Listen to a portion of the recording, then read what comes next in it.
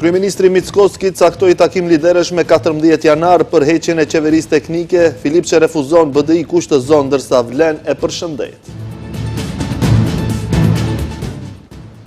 Rreshtet e shiut shkaktuan shumë dëme në disa qytete, përmbyten banesa dhe toka bujqësore. Në Kërçov evakuohen 100 persona. Për një javë, dyfishohet numri të prekurve nga gripi, nëse gripi vazhdon me të njëjtën ritëm, pushimi dimëror mund të zgjatet nxënësve.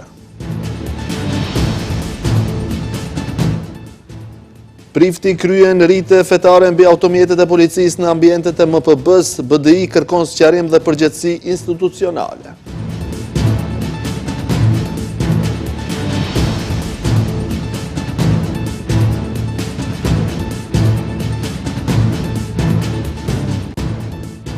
Përshëndetje, shikues të nderuar, jemi me lajmet në televizionin Shenja. Kryeministri Kristian Mickoski ka caktuar për me 14 janar takim liderësh për heqjen e qeverisë teknike. Ai tha se do të bëjë ftesë zyrtarëve të gjitha partive që të marrin pjesë në të. Kryetari LSDM-s Venko Filipçe në mënyrë eksprese hodhi poshtë mundësinë e pjesëmarrjes së tij në këtë takim, pasi sipas tij takimi është vetëm një përpjekje për të krijuar një alibi për zgjedhje të parakohshme. Ndërkohë mësohet se BDI është duke menduar që ta mbështesë heqjen e qeverisë teknike, por me kushtozime. Koalicioni Vlen e përshëndet iniciativën e kryeministrit për takim liderësh. Edhe krahas refuzimit për takim liderësh nga kreu i LSDM-s Venko Filipçe, kryeministri Kristian Mickoski megjithatë thotë se do t'ju bëjë ftesa zyrtare kryetarëve të partive për takim liderësh. Kryeministri madje ka caktuar edhe ditën, vendin dhe kohën e mbajtjes së takimit, duke njoftuar se është menduar të mbahet më 14 janar në orën 12 në klubin e deputetëve. Për refuzimin e takimit nga Filipçe, Mickoski tha se për fat të keq kemi opozitë të papërgjegjshme, jo konstruktive dhe opozitë pa ide. Thotë se ka dashur që përmes kësaj ftese për takim të tregojnë pjekuri politike, sepse në të kundërtën ligjin për qeveri mund ta votojë shumica, sepse i kanë votat e nevojshme dhe nuk ju duhet opozita. Nëse ne do donim të silleshim të papjekur, ne me 61 vota në kuvend mund ta ndryshojmë ligjin për qeveri dhe ta heqim qeverinë teknike. Nuk do të na ishte nevojshëm mendimi i opozitës, por ne duam që procesi të jetë inkluziv edhe krahas asaj që kemi 90% të komunave, pothuajse 2/3 në kuvend.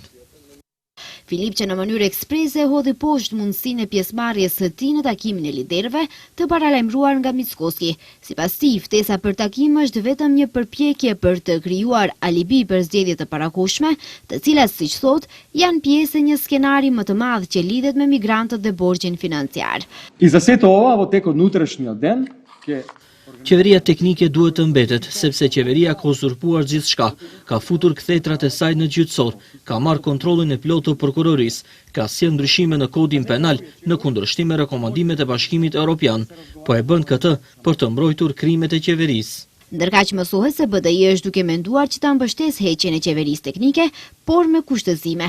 Burime pranë kësaj partie kanë thënë se BDI mund ta mbështesë të hiqet mekanizmi qenditor para zgjedhjeve, nëse dakordohet mekanizmi ligjor i miratuar në Kongresin e BDI-s, që qeveritë e ardhshme të votohen me shumicë të dyfisht. Vlen ka thënë se është gjithmonë e hapur për çdo takim që ka për qëllim funksionimin e institucioneve dhe gjetjen e zgjidhjeve në interes të qytetarëve.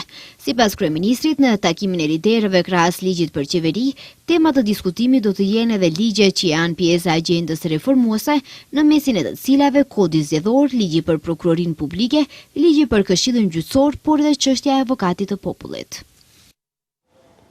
Rreshtet e shiut dhe borës kanë shkaktuar dëme në disa lokacione. Në Kërçov, si pasojë e përmbytjeve janë evakuuar 100 persona. Veç Kërçovës edhe në Ohër, Manastir dhe Gostivar janë përmbytur shumë shtëpi, lagje, ndërtesa, obore, toka bujqësore. Shiu dhe bora sipas meteorologëve do të vazhdojnë edhe në ditët në vijim, ndërsa temperaturat do të vazhdojnë të bien nën zero. Rreth 100 persona janë evakuuar nga vendbanimet e tyre si pasojë e rreshjeve të dendur të shiut ditët e fundit. Siç ka njoftuar qendra e menaxhimit të krizave, të evakuarit janë të një lagjeje të komunës së Kërçovës. Si pasojë e daljes së lumenjve nga shtrati, gjithashtu janë vërshuar shumë lagje, toka bujqësore, shumë shtëpi dhe ndërtesa të tjera. Në komunën e Kërçovës në rrugën Prilepska janë përmbytur disa objekte banimi, është kryer evakuimi rreth 100 personave të cilët janë strehuar në sallën sportive Hristo Uzunov. Personave të evakuuar u janë siguruar ushqim, ujë, shtretër, dyshek dhe batanie. Gjithashtu njoftojnë se lumejt kanë dalë nga shtrati në Kërçovë, Gostivar, Ohër e Manastir. Është vërejtur dalja nga shtrati lumit Lakavicka në fshatin Malo Turçan dhe lumit Sushçka në fshatin Banjic e Epërme, komuna e Gostivarit. Në Ohër, lumi Daljan ka dalë nga shtrati në disa vende, duke përmbytur një numër të madh shtëpish. Në Kërçovë janë regjistruar gjithashtu dalje nga shtrati të lumit Zajashka në zonën mbi stadiumin Vllazrimi dhe shkollën e re Sande Shterioski, si dhe dalje nga shtrati i lumit Treska në tokë bujqësore. Në komunat e përmendura janë evidentuar bodrume, garazha dhe oborre të përmbytura në disa lokacione. Në për vendet që rreshtet ishin të borës, gjithashtu u shkaktuan disa probleme me ngjesjen e së ejtes me bllokime rrugësh, ndales kalimi për automjete të rënda dhe u theksua nevoja për kujdes të shtuar gjatë drejtimit të automjetit. Lidhja Automoto e Maqedonisë në mëngjes njoftoi se trafiku në rrugët shtetërore po zhvillohet në kushte dimrore në përkursitë e lagshta. Si pasojë e rreshjeve të borës në pikën kufitare me Gjitlia u caktua ndalesë për qarkullimin e mjeteve të rënda për 48 orë. Lidhja Automoto e Maqedonisë rekomandon përshtatje të shpejtësisë së lëvizjes, respektimit të sinjalistikës së vendosur të trafikut dhe drejtim të kujdesshëm të automjeteve, veçanërisht në rrugët nëpër Lugina, Lugina Lumenjesh dhe Gryka, ku ekziston mundësia e rrëshqitjeve të dheut. Kjo vlen veçanërisht për seksionet Katlanov, Veles, Mavrov, Dibër, Strug, Vinic, Berov dhe Koçan Delçev. Sipas drejtorisë për punë hidrometeorologjike, temperaturë më e ulët mëngjesin e sotëm është regjistruar në Kodrën e Diellit -4 gradë, ku njëkohësisht rreshtet e borës kishin arritur në 31 cm. Gjithashtu përmedjes e rreshtet e shiut dhe ato të borës në vendet më të larta do të vazhdojnë, ndërsa temperaturat do të vazhdojnë të bien. Moti nesër do të jetë pjesërisht me vranësira dhe disa periudha me diell, gjatë pasditës do të ketë rreshje të kopaskoshme shiu në pjesët veri perëndimore dhe borë në male. Edhe të shtunën do të ketë rreshje lokale shiu dhe në vendet më të larta borë. Të dielën dhe të hënën do të fryejë erë e fortë veriore, temperaturat do të ulen, ajo ditore do të jetë nën zero. Vozësit e automjeteve rikujtohen se është në fuqi masa e domosdoshme e posedimit të pajisjeve dimrore nëpër automjete. Prej 3 ditësh në shumë zonat të Shqipërisë vijnon të jetë e përmbytur për shkak të rreshjeve të dendura të shiut, duke shkaktuar dëme të konsiderueshme. Këtë të ejtë është regjistruar edhe viktima e parë nga moti i keq. Një 54 vjeçar u gjet pa shenja jete në një kanal kullues në afërsi të ish repartit ushtarak. Sipas Ministrisë së Mbrojtjes, situata më problematike paraqitet në qarqet Shkodër, Lezhë, Durrës, Fier, Berat dhe Gjirokastër, ndërsa në qarqet të tjera situata është nën monitorim ose pa rrezik. Në Durrës, një nga zonat më të prekura po punohet për heqjen e ujit nga rreth 800 banesa dhe objekte, veçanërisht në zonën e Burgut, Ish Kënetës, Shkozet dhe Nishtull. Në terren ndodhen ekipe të vlerësimit të dëmeve që po vazhdojnë evidentimin dhe dokumentimin e rasteve. Dimri ka mbërthyer rajone të tëra të Evropës duke shkaktuar një kaos të vërtetë të lëvizjes, rreshjet e dëborës dhe ngricat po mundojnë kontinentin e vjetër. Problemet vazhdojnë në aeroportin e Amsterdamit, ku brenda 2 ditësh janë anuluar mbi 700 fluturime. Edhe qarkullimi i trenave në Holand ka pasur pengesa dhe anulime, duke u paralizuar pjesërisht prej rreshjeve të borës. Edhe në Francë, moti ka shkaktuar probleme në qarkullim. Rrallë herë më parë ka qëndruar kaq gjatë shtresa e borës në Paris.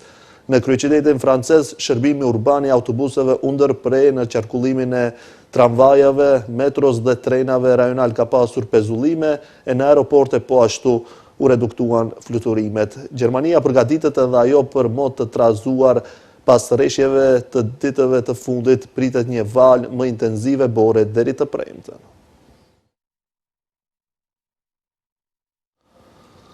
Ndërkaq, pjesë të mëdha të Australisë do të përballen të premten me kushte katastrofike për zjarre për shkak të valave ekstreme të nxehtit. Autoritetet kanë shpallur valë të rënda deri në ekstreme të nxehtit në pothuajse të gjithë shtetet, ndërsa temperaturat e larta pritet të zgjasin për disa ditë. Shteti Viktorias, ku veç më janë raportuar zjarre aktive, ka shpallur ndalim total të zjarreve pasi rreziku do të jetë në nivel katastrofik. Melbourne shënon ditën më të nxehtë të 6 viteve të fundit me 40 gradë Celsius, ndërsa në disa qytete të Australisë perëndimore temperaturat arritën deri në 49. Sipas Byros së Meteorologjisë, e premtja do të jetë kulmi i valës së të nxehtit. Erërat e forta dhe rufet e thata rrisin ndjeshëm rrezikun nga zjarret. Autoritetet paralajmërojnë se zjarret mund të jenë të paparashikueshme dhe të pakontrollueshme, ndërsa qytetarëve u bëhet thirrje të përgatiten dhe të largohen herët nga zonat me rrezik katastrofik.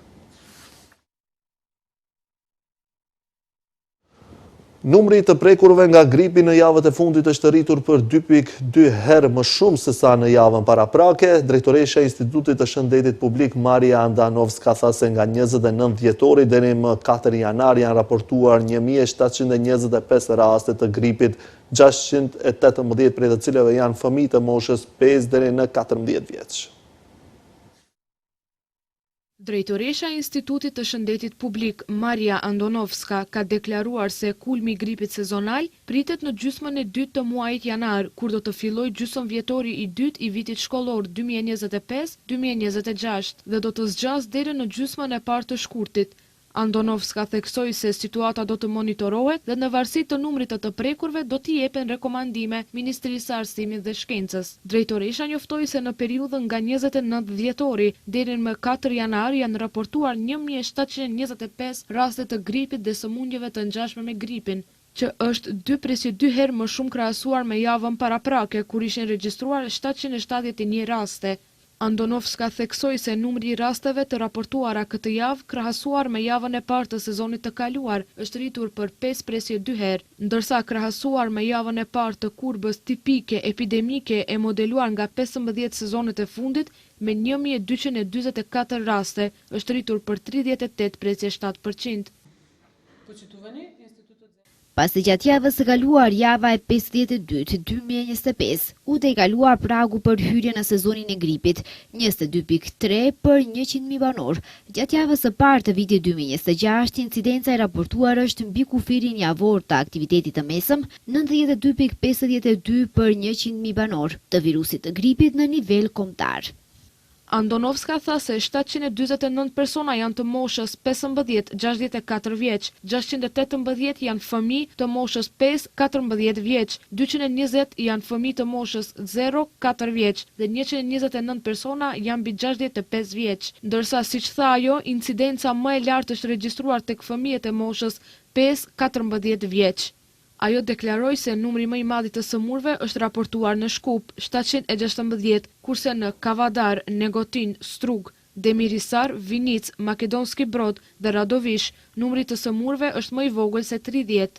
Drejtoresha njoftoi se në sezonin 2025-2026 numri i përgjithshëm i rasteve të gripit dhe sëmundjeve të ngjashme me gripin arrin në 3825. Kurse krahasuar me të njëjtën periudhë të sezonit të kaluar, numri i rasteve të raportuara është rritur 2.8 herë. Bashkimi Demokratik për Integrim ka reaguar ashpër ndaj rritit fetar të kryer nga një prift mbi automjetet e policisë në ambientet e MPB-s, duke cilësuar si shkelje të parimit të shtetit sekular. Sipas BDI-s, ky veprim është i papranueshëm në një shtet multietnik dhe multifunksional dhe krijon perceptimin e një feje dominuese në një nga institucionet shtetërore. Ata kërkojnë sqarim dhe përgjegjësi institucionale për këtë veprim dhe u bëjnë thirrje aktorëve politik që të parandalojnë përsëritjen e praktikave diskriminuese.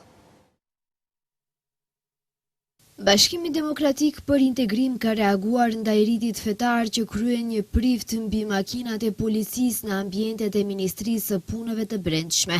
Kjo nuk është tradit, kjo është shkelje e hapur e parimit të shtetit sekular, thuhet në reagimin e partisë. BDI thekson se një veprim i tillë është plotësisht i papranueshëm në një shtet që me kushtetut është sekular dhe me realitet multietnik e multifunksional.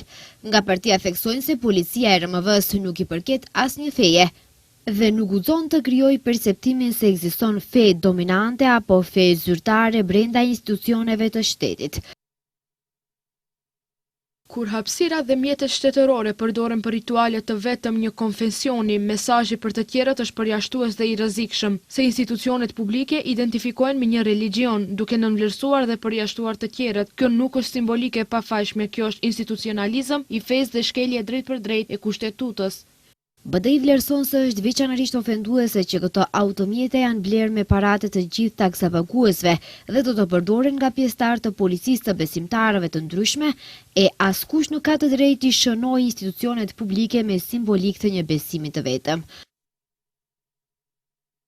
Shteti ruhet nga ligji dhe kushtetuta, jo nga uji bekuar i priftit. Pikërisht për këtë arsye, shteti sekular nuk funksionon me tradita, por me barazi dhe neutralitet institucional. BDI kërkon sqarim të menjëhershëm publik se kush e ka autorizuar këtë veprim, mbi çfarë baze ligjore dhe me çfarë qëllimi dhe përgjegjësi institucionale për çdo zyrtar që ka lejuar ose nuk ka parandaluar përdorimin e hapësirave dhe mjeteve shtetërore për rituale fetare. BDI bën thirrje dhe vlenje që, siç thon ata, në vend të zhurmës me statuse në rrjetet sociale dhe deklarata për media, le ta dëshmojnë kapacitetin me veprime konkrete dhe parandalim të praktikave diskriminuese. Sipas fotografive të publikuar, automjete që spërkaten nga prifti janë pjesë e 120 automjeteve të reja zyrtare të MPP-s të promovuara më 26 dhjetor të vitit të kaluar. Dy kandidatët për kryetar të Gostivarit, Nevzat Bejta i Vlenit dhe Valbon Limani AKI-s kanë vazhduar me takime me qytetarët ku kanë prezentuar projektet e tyre. Bejta ka vizituar lagjen Pitarnica, një nga lagjet më të mëdha të qytetit, ndërsa Limani ka takuar forumin e gruas së AKI-s. Kandidati për kryetar komune i Gostivarit, Nevzat Bejta, ka vijuar takimet me qytetarët. Ai ka vizituar lagjen Pitarnica, një nga lagjet më të mëdha të qytetit, e cila ndër vite është zgjeruar ndjeshëm me zona të reja banimi. Bejta, duke ju drejtuar banorëve, theksoi se projektet e realizuara gjatë mandatit të tij vazhdojnë edhe sot të jenë bazë për zhvillimin e kësaj lagjeje. Banorët e Pitarnicës, pavarësisht zhgënjimit të akumuluar ndër vite, u shprehën mirënjohës për projektet që u realizuan gjatë mandatit tim dhe që edhe sot shërbejnë si themel për zhvillimin e lagjes, u shpreh Bejta. Kandidati për kryetar komune vizitoi edhe fshatin Çajl, ku u takua me banorët dhe bashkëbisedoi nga afër për problemet dhe nevojat e tyre.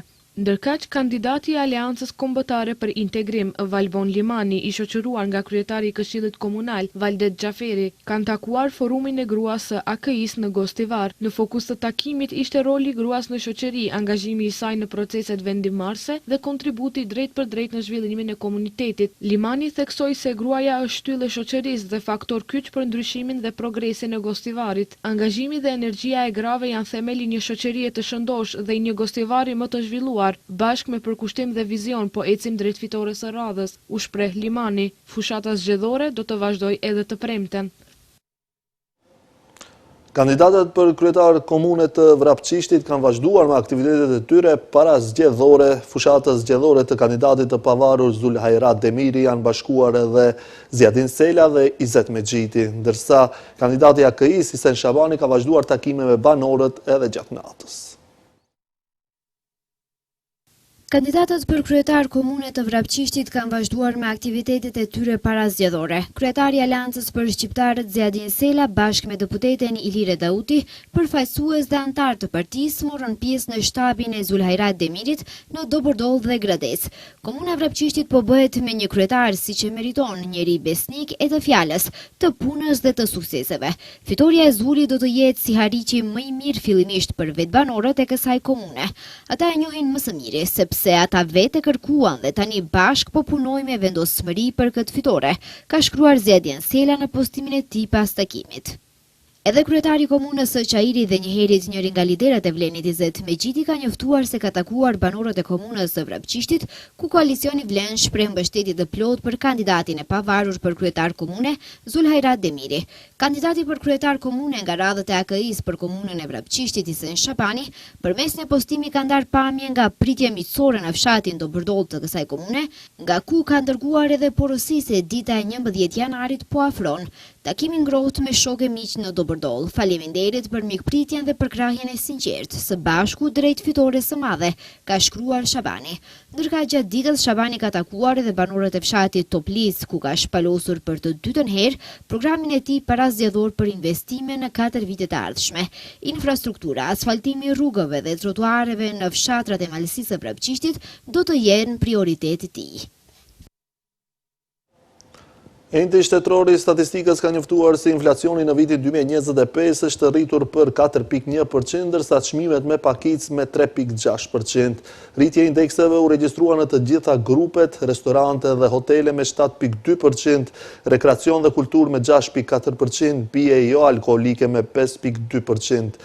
Mobilje, mallra shtëpiake dhe mirëmbajtje shtëpiake me 4.6%, mallra dhe shërbime të ndryshme me 3.7%, veshje dhe këpucë shëndetësi me 3.1%, strehim, ujë, energji elektrike, gaz dhe lëndë të tjera djegëse me 1.8%. Enti shtetëror i statistikave sqaron se rritja e inflacionit në dhjetor 2025, krahasuar me nëntorin e vitit 2025, është rezultati rritjes së shpenzimeve të jetesës në grupet transport, rekreacion dhe kulturë, shëndetësi, restorante, hotele si dhe shpenzime për banim. Ulja e shpenzimeve të jetesës në dhjetor krahasuar me nëntorin është evidentuar te ushqimi dhe pijet jo alkoolike, veshmbathja dhe këpucët, arsimi dhe komunikacioni.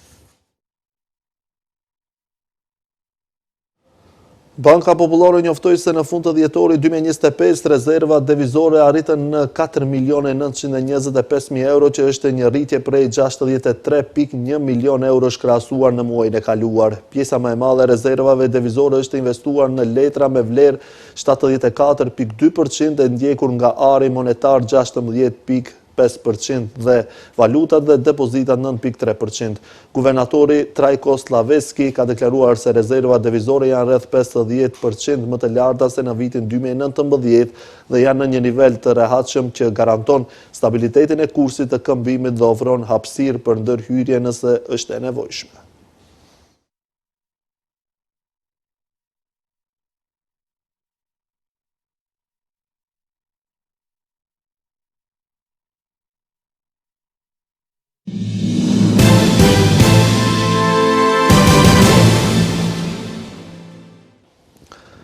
Presidenti Amerikan Donald Trump nënshkroi një memorandum presidencial që i udhëzonte Shtetet e Bashkuara të tërhiqeshin nga 66 organizata ndërkombëtare, duke argumentuar se ato nuk u shërbejnë më interesave amerikane sipas një dokumenti të Shtëpisë së Bardhë.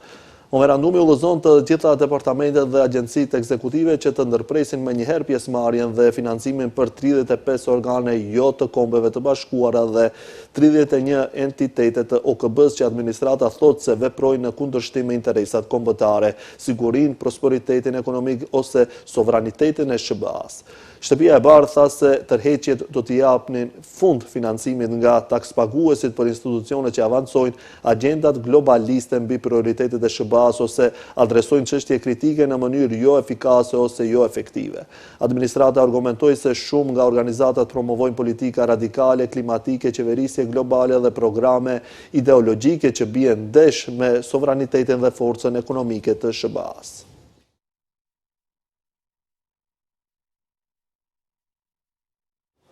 Numri i civileve të vdekur nga sulmet e grupit terrorist PKK që vepron nën emrin SDF në Halep është rritur në 5 me 33 të tjerë të plagosur dhe tha sot Ministria e Shëndetësisë e Sirisë.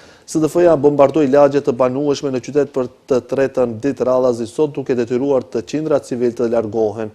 Ndërkohë ushtria siriane filloi të përgjigje i burimeve të zgjarit të SDF-s në të dy rrethet, raportuan mediat siriane.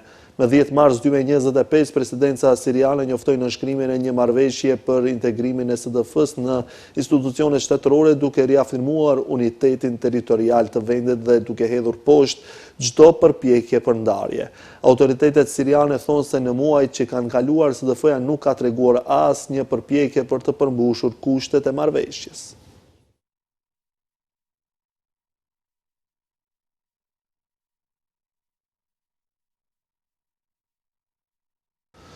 Lajmi për Arda Güler ishte i fundit për këtë edicion informativ. Faleminderit për vëmendjen, bashkë mirupafshim.